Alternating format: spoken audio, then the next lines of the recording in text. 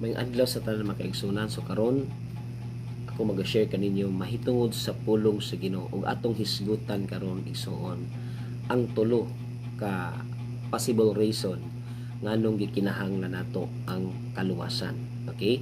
So unang rason igsuon nganong gikinahanglan nato ang kaluwasan tungod kay kita nakasala mga kaigsunan. According sa Roma kapitulo 3 bersikulo 23 ngadto sa 24, nakasala ang tanan ug nahilayo sa himaya sa Dios. Manong hinungdan igsuon nganong gikinahanglan nato ang kaluwasan. Okay?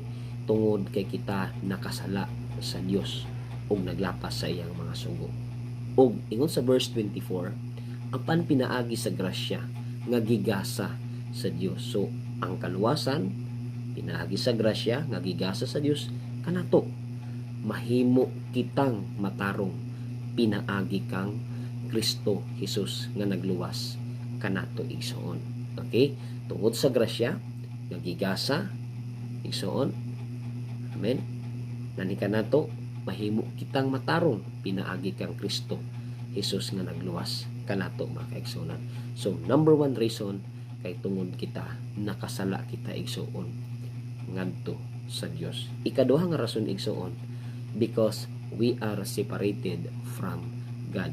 Nahimulag kita sa Dios igsuon, na separate kita sa Dios tungod sa atong mga kalapasan.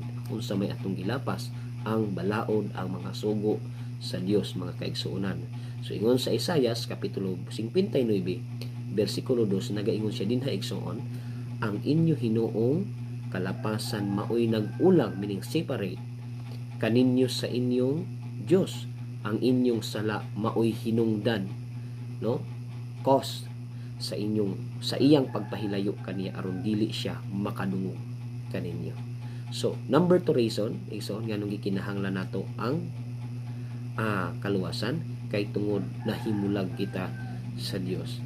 And I believe nga ang Dios siya ang tinubdan sa atong kinabuhi. Without God we can do nothing. We are nothing igsoon. Okay? So tungod sa sala kalapasan igsoon nahimulag. That's why we need salvation. Ikatulo is, last one is, we fail to meet the divine standard of the Lord igsoon.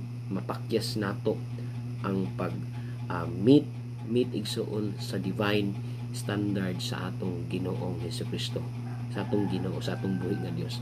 Kay ingon sa Roma 6:23, kay ang bayad sa pagpakasala mao ang kamatayon. So kung magpadayon ta sa pagpakasala igsoon, ang atong maangkon is kamatayon. Apan ang gasa sa Dios mao ang kinabuhing walay katapusan nga anaa kang Kristo Jesus nga atong Ginoo. Mao nang ikatudigson nga reason why do we need salvation mga kaigsunan. Nganong gikinahanglan nato ang kaluwasan. Kay kita nga tao igsuon, kita ang nakasala ug ang Dios nag-ingon siya nga ang bayad sa sala or pagpakasala is kamatayon. Ug kini ra ba nga kamatayon igsuon, dili lang ni physical igsuon, no, kundi eternal death kini igsuon, nga didto ka magpuyo sa linaw nga kalayo, buhi ka didto igsuon, apan mag-antos ka didto adlaw ug gabi. Amen. So ang kamatayon, ang Bible naghisgot og duha ka klase nga kamatayon, physical death and spiritual death igsuon. Katong spiritual matong eternal, meaning walay katapusan, but ang physical death naa siya katapusan. Kay after this igsuon makuhaan tang gininhawa sa Ginoo, ang atong lawas mo balik sa alikabok ug ato na dayon sa gumangon ang tinuod nga kinabuhi igsuon, ang ikaduha natong kinabuhi nga espirituhanon. Okay?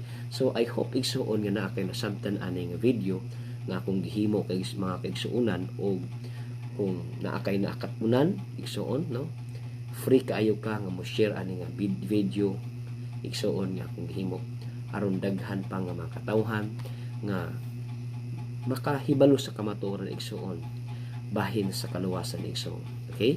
So God bless us all mga kaigsuonan, and ang Dios magauban kanatong tanan.